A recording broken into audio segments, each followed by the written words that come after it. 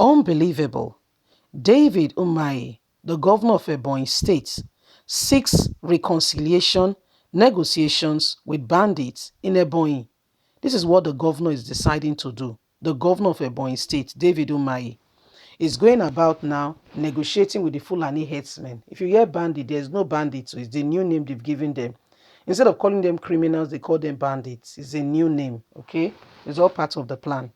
Is discussing and negotiating with Fulani herdsmen. Remember that Fulani herdsmen were in a particular village where they killed in Ebonyi State, where they killed over 20-something people, you know. And since then, some of them left the state, and now he wants to invite them back. This man is really ready to, is really ready to become the president of the country, because you can, or vice president. You can see that this man, when a man sells his soul to the devil, this is part of what happened. You have to keep to the terms of the contract. He was the one who left his party. Not to say PDP is the angel, and said that APC was the way forward if he, okay, or the Southeast is going to produce president, not knowing that they've been secret meeting on the ground. And now he can no longer speak because his people have to be sacrificial lamb. And look at what he's doing now, having discussions with herdsmen. Unbelievable. David Umahi seek reconciliation negotiations with bandits in Ebonyi. Governor David Umahi of Ebonyi has declared his intention to negotiate with Fulani herdsmen to ascertain their grievances and the way forward. David Umahi made the declaration on Friday in Abakaliki at the presentation of 40 Toyota Serena vehicles and 20 Hilux vans to security agencies to ensure operations in the state. The governor directed local government chairman and Christian Association of Nigeria (CAN) to identify with the Fulani herdsmen and present them for briefing. I would talk to the Fulani herdsmen, the bandits, and empower them. Are you listening? This is the agreement Buhari wants. Empower Fulani herdsmen in your state. Give them position. Very soon they'll be contested for local government chairman, just like it is in Imo State, where Hope Uzodinma special assistant and some commissioners are Fulanis in East. Yes, in the East. You heard me. Yes, go and investigate in the East. In the East, okay. They came from Fulani land to come and become. I mean, there's nothing wrong, because I don't want to criticize that, because if you go to a place like America, a Nigerian born in Nigeria, if I'd born in, for instance, in Ile-Ife, is a male. You understand? So once you have stayed in a place over a period of time, you nationalize. So let's continue.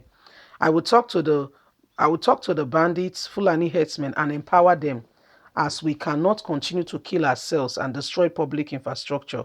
The bandits are our children, and I am pained when they or the security agencies are killed. I want to ascertain my grievances against the Ebonyi and federal government, and the fact for discussion to commence immediately.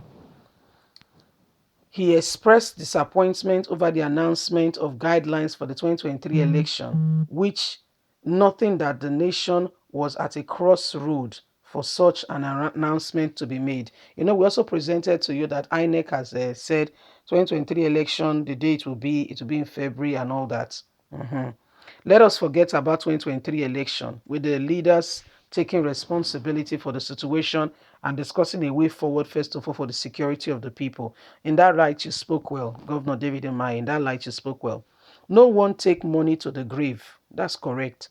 And when we hear of gunshots, we will all run and abandon the money we've amassed. This is not a period to discuss political party, but to ensure that the resources of the nation, which can truly transform its judiciary and be utilized for the people, is used, he said. David Umahi debunked the insinuation that the members of the indigenous people of Biafra or Eastern Security Network were after him, insisting that he has discharged his duties to the people. He's discharging it, and he has nothing against IPOB or Eastern Security Network. Dr. Ken, secretary to the state governor, said that the presentation was the first batch of the 100 Sienna vehicles and 40 utility vehicles to produce for security operations and agencies to be able to work effectively. The governor has fully paid for the 40 Sienna vehicles and 20 Hilux vans being presented as the receipts are charged to the utilization of the vehicles. I want to thank the governor for this fact. Despite the prevailing economic challenges, he has earlier distributed 7 utility vehicles to security agencies in 2019, he said. The news agency of Nigeria, NAN, reports that the head of various security agencies, top government officials, youth group, among other stakeholders, witnessed the presentation ceremony. So the other things he said were very fine, but that he wants to now negotiate, okay, make sure that the Fulani herdsmen were well looked after in Ebonyi State, so that what is happening does not continue.